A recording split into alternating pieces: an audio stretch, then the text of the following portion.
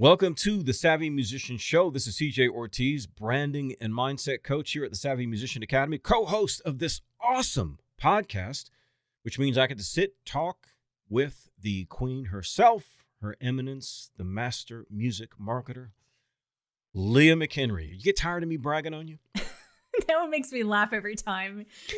Her eminence. That's right. Leah goes where she's celebrated, ladies and gentlemen, not where she's tolerated, right? And so we celebrate her here, and she does a tremendous job of heading up this organization. Have a fantastic team, actually. And maybe one day some of you will meet our team. Of course, if you're in the elite program, you will. But we have such a great team of people committed to helping musicians create a career in music, and none of our team more better to have featured for the Savvy Musician Academy than Leah herself. And we launched in our last episode a 3-episode series, Leah, on crowdfunding, because it is something that you have done before. It is, in a way, sort of unique to your approach to music marketing. And in the last episode, we went in deep with, the reasons why you did this, your basic approach to things.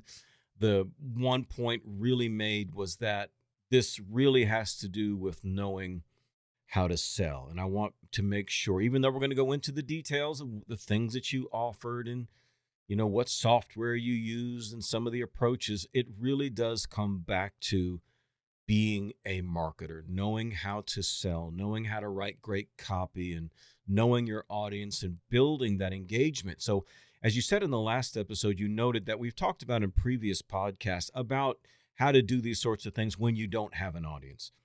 But the real, if you're going to really do this, especially to the level that Leah does, you need to build an audience. And social media makes that easy to do. The kind of things we teach in our elite program here at the Savvy Musician Academy, which is why this is something I always want you throughout these podcasts to be thinking about, is it time for you to stop wondering about whether you're supposed to do music or not, to stop having to deal with that gnawing inside you, the calling, if you will, that you have that seems to eat a hole on the inside of you? Are you tired of living with that constant conflict in you about having this extreme passion and desire to want to play music for the rest of your life, but feeling like you were born at the wrong time because technology has changed everything and everything is being streamed now and nobody buys physical music anymore? Well, if you listened to the last episode, you realize that's not even true. Leah had to change her campaign mid-campaign to accommodate the fact that people wanted physical products. Ladies and gentlemen, the music industry is alive and well. If you're willing to step out of the old way of thinking and become not just a musician, but also the marketer of your very own music, which is, again, the kind of thing that Leah teaches in the elite program. So I want you to be thinking about this throughout this series. Is it time for you to take that next step and invest in your future and secure yourself a music career? But we're talking about crowdfunding. We introduced it last time, and today we're going to get into some of the mistakes and lessons that she's learned. Even though she's done these before, she is still learning, still changing, still testing, and that's what good marketers do. So before I start pulling on her ear, let me share with you just a student spotlight, someone from our elite program. Name is Daniel Coates, and Daniel writes, #win. Just did $20,000 Australian dollars in ticket and merchandise sales in 5 events over 8 days on my Queensland, Australia tour. Using the principles taught here, but applied to selling even Eventbrite tickets, for the first time I had my custom jewelry for sale for merch, as well as the CDs. I had the downloads. My jewelry outsold my CDs in 4 of the 5 events. I'd say that was a good addition. You can apply this knowledge to touring, and I can tell you from my own experience, it works. Again, that's awesome. It's one of our elite students. He's applying what is taught for the online space to the offline space, Lee. He's doing it for his actual events, and that's the important part here, is if you learn how to sell, this can be done in any format, can it? Yeah. And if you guys ever listen to a podcast episode that we did previously with Daniel Coates, you can tell he's not like anything like you would expect some kind of a salesman type of person. He's almost like down to earth, genuine, authentic, real artist, like Right. super artsy fartsy. So if he's able to do 20,000 in ticket and merch sales over 8 days, that should tell you something. This is literally just a skill. It's about incorporating who you are, your personality, your authentic self, your authentic music, and just having these skills in place. And then you can do anything. So yeah. And with that said, you guys, just know that in these episodes, if you didn't listen to the last one, you need to go back and start with that last one where we talked about the beginning of this whole new crowdfunding campaign, what I did different, what was different from the last time. We'll get into a little bit more of that here. And I'm not holding back. I don't have a course on this. So I'm giving you everything I've got in these episodes, short of actually giving you over the shoulder tutorials, which is not really that necessary, because here's the thing, which we did point out and CJ pointed out. It's not the platform that matters. It's not the app that you're using. It's not any of those superficial things that people get stuck on, the tools and the, this thing or that thing. It's about, do you have an audience? Do you have an email list? Do you have good music? Do you have something to offer? Do you know how to sell? Do you know how to use words to motivate people? Those are the key fundamentals you need to learn to be able to sell anything. And crowdfunding is easy when you have those things because of the inherent nature of scarcity and urgency and limited edition stuff. So that's the easy part. The hard part is learning how to get those skills and then practicing them. Right. I want to say there's something really important that I heard this morning. Whenever I get ready in the bathroom or whatever, I spend, I'm a woman, so I'm in the bathroom a lot, shower, hair. This hair, do you think this hair happens all by itself? No. When I'm doing that, getting ready, even for this podcast, I'm always listening to things, audiobooks and such. I don't really waste my time.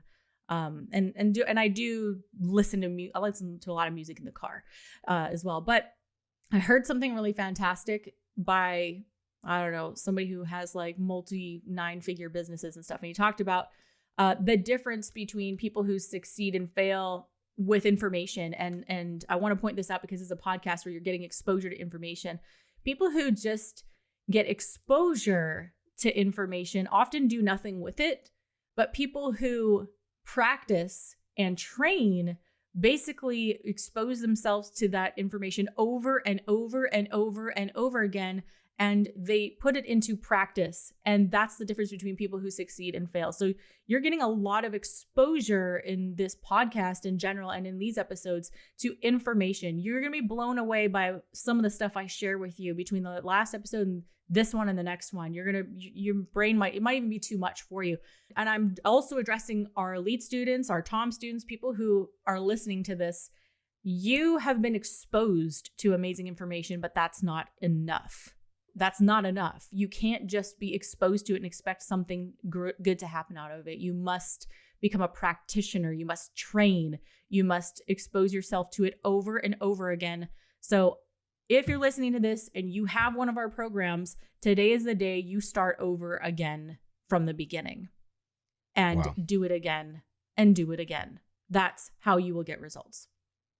Isn't that awesome? Let me just set the stage here. In the last episode, when we introduced this and we talked about this recent campaign for your winter album, your goal was $50,000, right?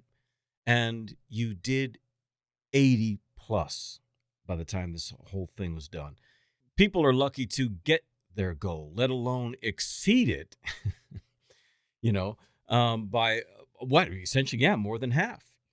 You exceeded it by more than half. And as we said in the first episode, it has to do with these other things. And, you showed me something about the results that you got from email. And I want you to just talk about that because I think people, again, they don't understand the power of email here. We talk a lot about social media, and social media is important, but we want to keep in funnel fashion driving people to these email lists. Talk a little bit about why email is still king here in relation to this campaign. This episode, guys, I'm sharing mistakes that I've made and lessons learned from the past and this campaign. Email is one of the biggest lessons I've learned about a successful crowdfunding campaign. it's still king. It's still, at the end of the day, if Facebook died and disintegrated, turned into Myspace, I could still make a living just off of my email. I took a little screenshot here of one of the weeks that things were, it was one of the bigger weeks in the campaign. And this was very, very shocking when I saw this. I use an email service provider called Drip. And we actually have a good relationship with them. We can put it in the show notes. So I don't use MailChimp at all. It's not very e-commerce friendly, but Drip is extremely e-commerce friendly to the point where they can track how much each of your customers has ever spent with you. So that's something called a lifetime value. And they can also tell you in any 7-day period how much revenue is directly attributed to the emails that you sent, which is incredible data to have. So in this one screenshot I took, I logged in one day and I went, holy smokes. It said revenue from Drip, that's my service provider, in the last 7 days was $27,299. Wow. Yeah. So over $27,000 came directly from the emails that I had sent that week, just that week. So it's incredible. Anybody who is saying email is not relevant, I beg to differ. Yes. Over $27,000 in 7 days, ladies and gentlemen, from email from a stay-at-home mom with no original marketing background selling her own music. I know we've said that before, but I think people lose perspective, Leah. After a while, they start to think you're a magician. Right. You're doing something secret, or you're born with a silver spoon in your mouth. It's got to be a trick. No, 7 days, $27,000+ for a pre-launch. Nobody even got anything for that. They won't get something until the album. When is the album released? November 15th. So like well, 2 months in advance. And don't forget, and I don't tour. So we got to add that in too, because everything that I'm doing is strictly online. And one day I will tour. And hopefully it'll be a really amazing experience. Hopefully I'll have some sold out shows and stuff, because I've been working so hard to build my fan base around the world that it'll all come together. But it just has to be said, because people don't realize the power of learning how to market your own music. You don't have to be a world-class marketer and learn how to market everything else in the world. Just your own stuff, your own music to your own audience. That's all you need to learn to do. And then crowdfunding is easy. Awesome. So mistakes and lessons here. Well, Leah, all right, let's talk about some of the stuff. And I know you kind of got into a little bit on vinyl, but let's answer that right now, because I think, again, that's the thing that people are tripping about. I remember telling you a story of going to the mall and seeing that it was an empty mall. We're in the Barnes & Noble. I went to the music section. All that was there was vinyl. Right. And then I saw the article in a major music magazine saying that vinyl sales now are outpacing CD sales. This is unprecedented in an era when everybody's saying streaming music is taking over. So you started out this campaign not including vinyl. That's right. It started out as a mistake, and then we spinned it into a plus, something that ended up being beneficial. So one of the mistakes I made was underestimating the demand for vinyl. And we did not offer that at first. It was just these 4 core bundles. I knew people would ask about vinyl, but I was looking at my historical sales. I hadn't historically sold tons and tons of vinyl. So I thought, I don't know that I'm going to go to all the effort. Vinyl's very expensive to manufacture if you're not doing it in huge quantities. And so I won't offer it right away. I know people ask about it. So what I'll do is I'll put a little FAQ at the bottom, and I'll say, one of the questions could be, will there be vinyl? And the answer was, we don't have any plans to do vinyl yet. However, if there's enough demand for it, please email us here, let us know, and maybe we'll come out with this later during the launch in November or something. Well, as I said in the last episode, we got emails all right. And not just I'd like vinyl, but they were kind of pouring in, and the most passionate emails that I had seen since I opened this launch. As I said, I got Instagram DMs, emails, and social media comments all over the place. And one guy, he really wanted to make sure I saw this. So he did all of the above. He sent me a really long email, very passionate, really expressing his disappointment that I did not have vinyl available. Sent me other messages, long, also in Instagram, also left in comments on regular posts in Instagram and on Facebook. And I just had to smile. I said, thank you so much. I've seen all your other comments. I promise we're going to work on it. And like I said, some people might have even been offended by it. He went on and on and on about how disappointed he was, why he only listens to vinyl. Do you understand why this is so important to me? Like, you really need to know this. And I just thought, wow, he is dead serious about giving me money. Like, wow. I've got to fix this. And here's the thing you guys need to understand about customer support. This is what I've learned from running a 7-figure business and multi-6-figure on the music side. When somebody speaks up like this, complaining, they are actually speaking for a silent majority. A person that is very, very vocal like this, they're 1 in 1,000 who will be vocal like that, whether positive or negative. They're very vocal. The rest of everybody might be thinking the same thing. They're just not vocal and they won't actually bother to write in and tell you. So when you get something like that, you should really pay attention. I'm not saying take them all serious. Sometimes you have to have the discernment there. Hey, is this someone just being a ding dong or whatever, complaining? Or is this like something legitimate here? So I thought, this guy, if he's this passionate and I'm getting all these other emails, there's got to be something here. So we're a couple of weeks into the campaign. Shoot, we're going to have to figure this one out. So we went to work right away and we started looking into vinyl manufacturers. Some of my students know in the past I've worked with a small label distributor in Sweden. However, this time I'm on my own for the vinyl. I'm not really using him for vinyl at all. So we had to come up with all of our own solutions. So we found somewhere and, put a deposit down for a limited amount. And I will say, here's a way I had to pivot. Once we decided, okay, we're going to do this. I'm not a vinyl person, so I really don't know much about it. So I didn't know what they wanted. And so can you guess what I did? No. I sent God a survey. only knows. Yeah, I sent a survey. The queen of surveys, of course. That's what she did. That's right. So I sent a survey and I asked them, what do you want? Okay, right. So we've gotten these responses that people want vinyl. What do you want? What colors? We gave a bunch of options. We got as detailed as we could possibly get because we're doing this. We better get it right. So we came out with a limited number of these blue colored vinyls to match the artwork. And they sold out in like 3 days. The whole lot of them sold out in 3 days. And I will say too, before we brought it out, we had to get some graphics made. We need some mock-ups of this. We need a graphic, so that had to come together too. So again, yes, it was a little bit, this is what we call the planned spontaneity. You plan what you're going to plan. And then within that structure comes, you just have to learn how to pivot, go with the flow. Okay, gonna throw some graphics, new description, throw this up, and then boom, we're sending out emails about it. And I'm doing corresponding Facebook ads to go along with it, posting about it on social, all of that. And they sold out in 3 days. I was like, wow. What just happened? What the heck? Mm. Wow. And yeah, that's amazing. This is vinyl. It does. For something else, it makes sense.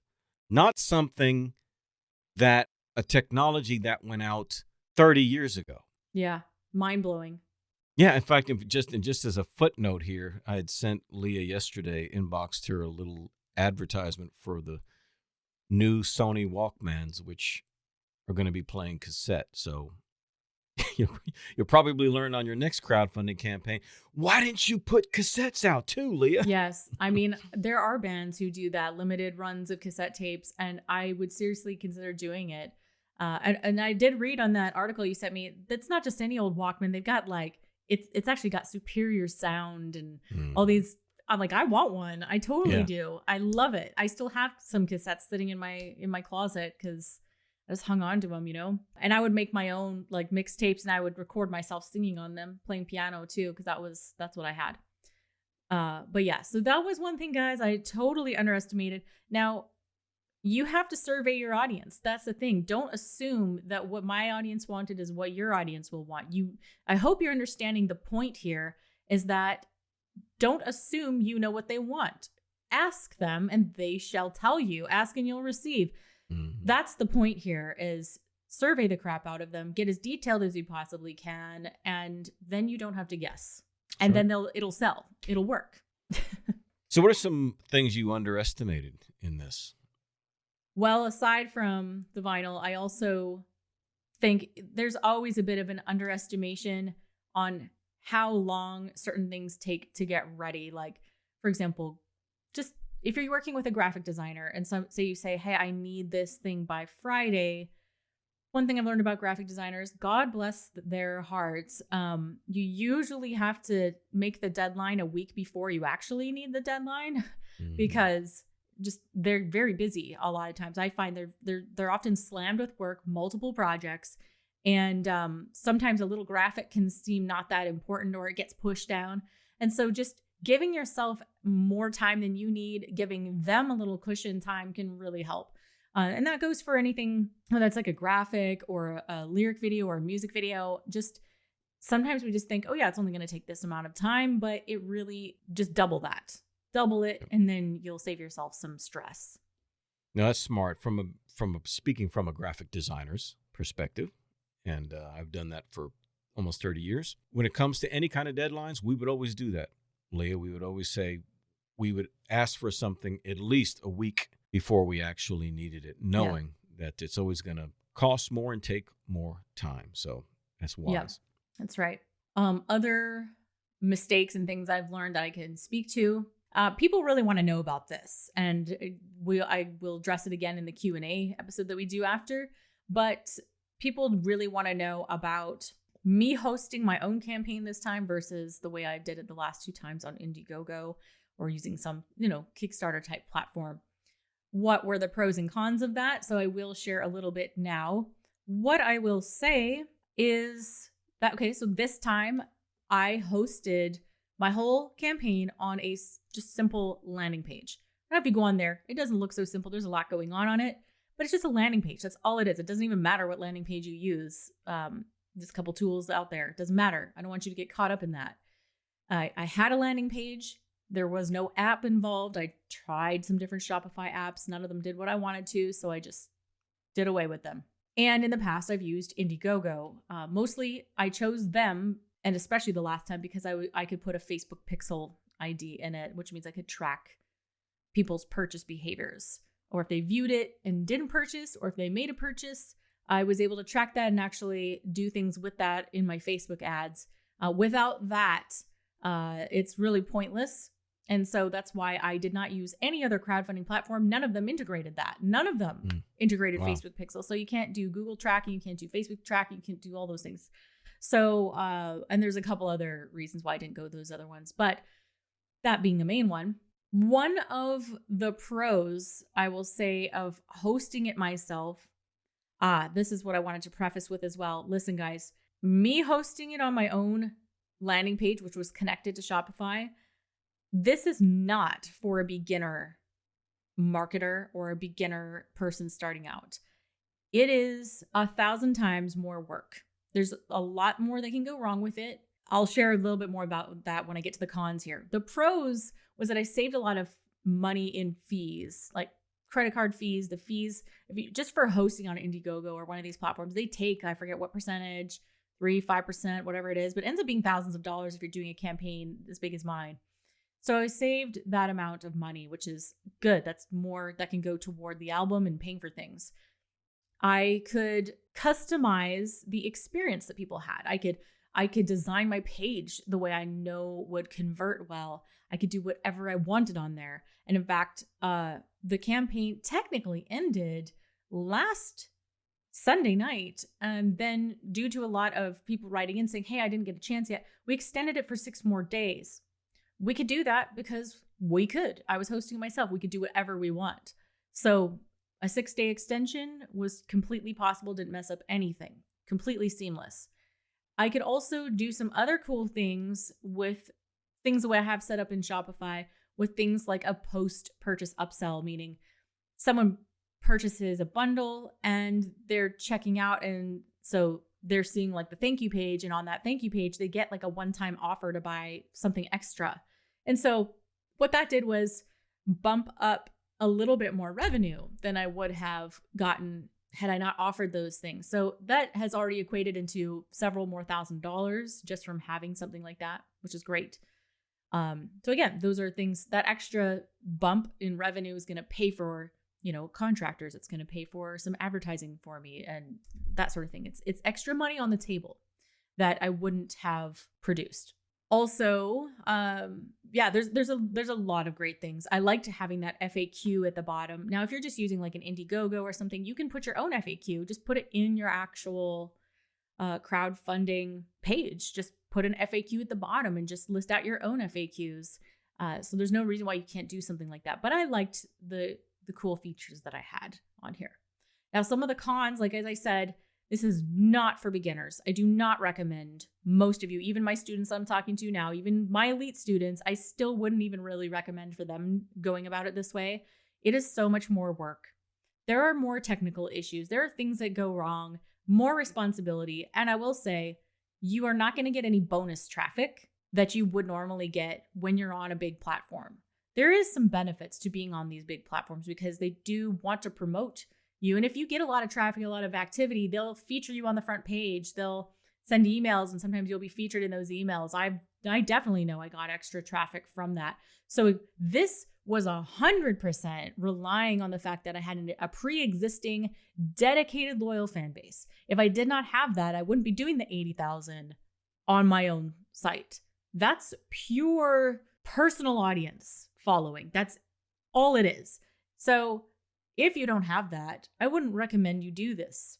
And there's not really referral links and easy ways for people to track referrals and things like that on a landing page like this. There are apps out there, they're expensive.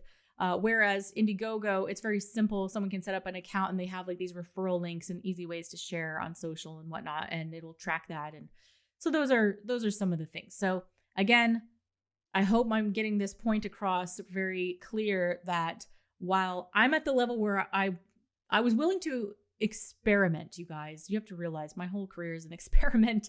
I'm the guinea pig. I was willing to take a risk. I was willing for this to not work. As I said a couple episodes ago, this could be a very bad idea, me hosting my own crowdfunding. This could go all completely wrong, and then I'll learn from it and I'll teach about it and I'll do it different. But I would say it was successful. Will I do it like this again in the future? Yes, I will. But again, I have a small team that I've built because I'm at the level where I can financially pay for a small team. I have a customer service person. I have a full-time assistant, and I work with a lot of contractors who are helping me do this. So don't think that I'm some kind of superwoman that you have to learn to be a graphic designer and you have to learn how to be this and be that. You won't. But again, like in the last couple of campaigns I've done, I wasn't all those things, and I was doing it a little bit more on my own, and I still pulled that off. So you don't have to be an expert in everything. The point is that if you learn how to be an expert marketer in your music, you can go very far with that before even really needing a team. So I want to communicate that.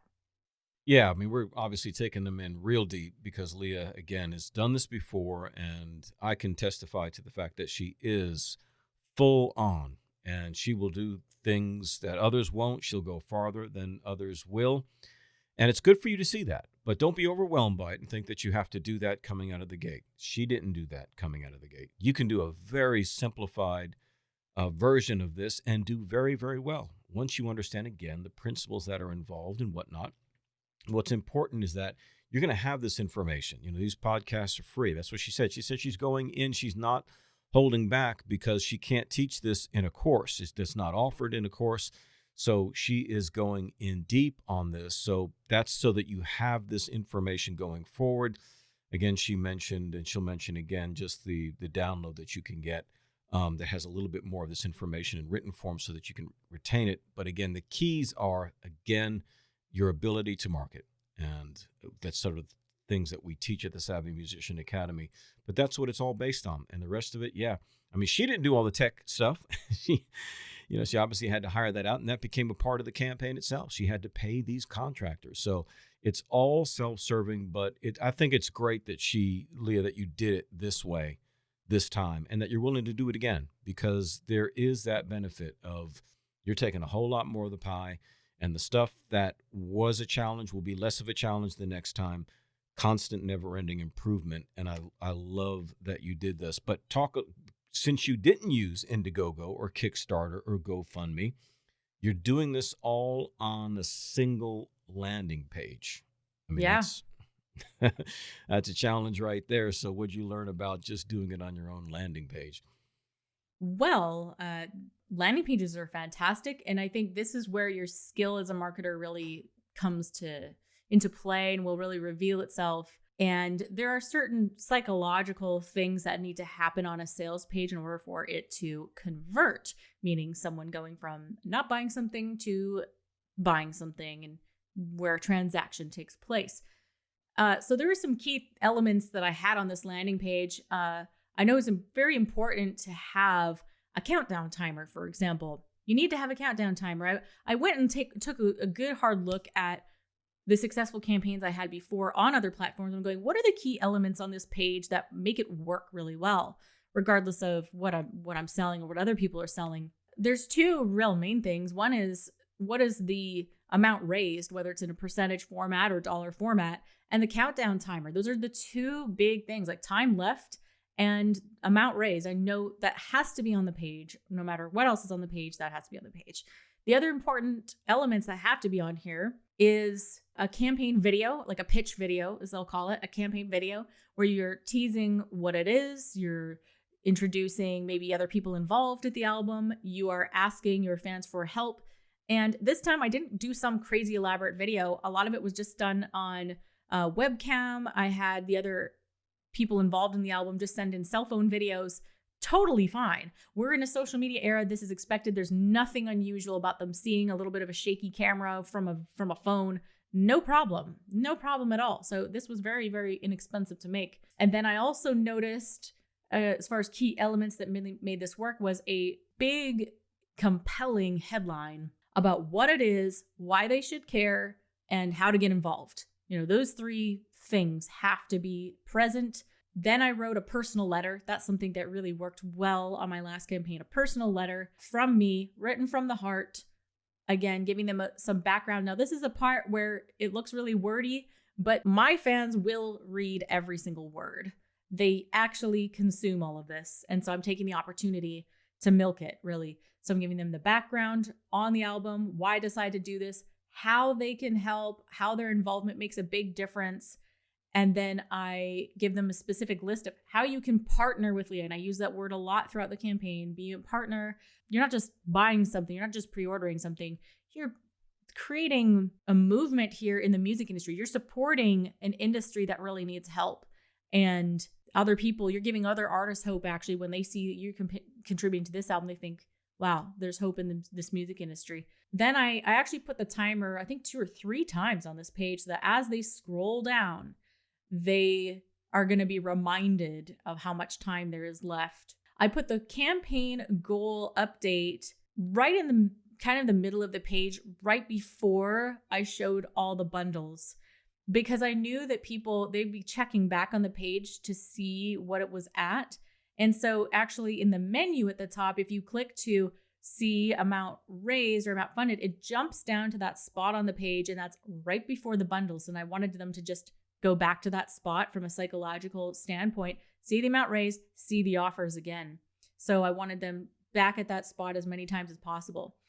Right below that, and actually this change, the page has morphed and changed a little bit as the campaign has progressed. So as we finally had a lyric video to present, we swapped it out and the place it was on the page so that it would get the most traffic right above where the bundles are. Again, we're thinking through psychology, human behavior, making things easier, less steps for them to actually get and see those products and the offerings. So we knew that once we put out the lyric video, people would be going to that spot on the page to watch it. And so we put it right above the offers once again. And then I remind them in a big headline right above the bundles that when you purchase this limited time exclusive bundle, you officially become partners with Leah and you are helping to launch this album worldwide. I'm reminding them of kind of the good deed they're doing by pre-ordering. They're getting something out of it and they get to feel good about it. They're doing something really cool. They're becoming part of something cool. One of the mistakes that I made when I first launched this page was it was just a simple little oversight, but it probably affected my sales in the first few hours. I had this page because it is a landing page. I was treating it like almost like a little miniature website in a way, even though there aren't many pages, just one page. I had a menu at the top, but what I didn't have was a little cart icon, which showed that if they had added something to their cart, that it would show that in the top right-hand corner. Now, when people, this is going into e-commerce for a second, when people are shopping on any kind of store, when they add something to the cart, they always expect to see it in the top right-hand corner. If you go to a website and it's not in the top right-hand corner, you're going to wonder what happened to my order? Where is it? Where's the shopping cart? I'm confused. And a lot of times you'll lose sales. Well, not only did I not have it in that corner, I actually failed to put it on the page at all. Like it just wasn't even there. And so we got some emails right away initially going, "Hey, Leah, I added to my cart, but then I couldn't find my cart. I had to go back to your website to see like different URL to see my cart." And I thought, oh, shoot. It was a really easy thing to fix. So I fixed it right away. But I'm sure that I probably lost sales in those first 2 or 3 hours after I launched it because people couldn't find it. And so again, this is just a psychology thing, thinking through the experience someone's going to have as they go through your website or your shop. What are all the possible things they could do? And is there anything missing in their experience? This is going to require the skill of putting yourself in someone else's shoes and trying to experience what they would experience for the very first time. I'm kind of going into teaching mode here, but I really want to give you all a taste. If you're not in programs, this is what it's like, okay? This is how I teach. Putting yourself in their shoes, try to experience it. And that's where you're going to find many holes. And even then, you think you've thought of everything. You put it out there to the world and suddenly you'll get messages and go, "Hey, what about this?" And be like, "Oh, crap, I totally didn't even think of that." So you want to minimize that. You don't want to have that if at all possible. The next thing I realized where I was probably losing sales on the first day, and again, this all comes with the complication of trying to do it yourself, was that this is a very long page. It goes on and on and on because I was adding more bundles and you just keep scrolling. There's more information. It's an epic page. And by the way, that doesn't discourage sales at all. I mean, we're $80,000 in. A long page is actually a good thing. Some people need a lot of information in order to have enough trust to make that transaction and to purchase. So it's better to have, I think, a long page and a short page. As they say in copywriting, I love this saying, it's hilarious, and I always remember it. How long should the copy be? And the saying goes, copywriting is like a skirt. It should be long enough to cover all the details, but short enough to keep it interesting. So, cover what you need to, but don't make it so long. Obviously, that's like a novel. So it's as long as it needs to be. That's it, right? But because this is such a stinking long page, it occurred to me that, again, this little menu with the cart item is stuck way at the top. And if they want to find their cart again, imagine all the scrolling they have to do again to get all the way back up to the top. So one of the nice little features about this little landing page thing is I could make the menu sticky, meaning you keep scrolling and the menu stays at the top and you can see the menu and your cart at all times, no matter where you are on the page. That helped tremendously. And I did see an improvement in sales just so that they could just see that card on that top right-hand side. So again, this is very in-depth. I'm not holding back. I'm talking to you just like I talk to my elite students, all the details short of actual tutorials. But that is another really, it's such a small detail. You think, really? Does that really make a big difference? Oh, it's huge. Yeah, it's huge everything. Because if you figure somebody who's going deep on a long page, reading on down, they want to be able to see because that cart is being, especially seeing that cart is a reminder that you're going to check out. The That's less right. they see that, the more they just think they're just at a website reading information. They're not in the sales mindset. And so we want to keep them in that sale. And again, you just want to make it easy. That's right. It's really like Leah said, you got to come out of yourself and really think about your user's experience, what is that customer going through? And you think about because everybody shops online. So you think about an Amazon and how easy everything is, from a one-click order to always being able to see your cart, to having other recommended products, to having a description, to having them show you how long it takes to deliver and the different size options. Everything is accessible. You know how to get to everything, even if you're not familiar with the website. That's navigation, and that's the importance of really emphasizing that user experience. Wow. Yeah. Man, Leah, there's so much here.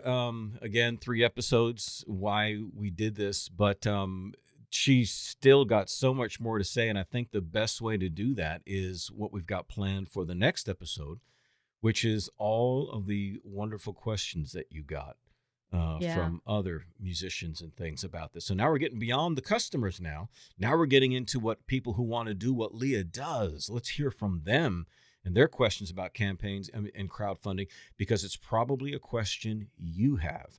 So we're looking forward to that. Leah, what's the special offer you'd like to give them today?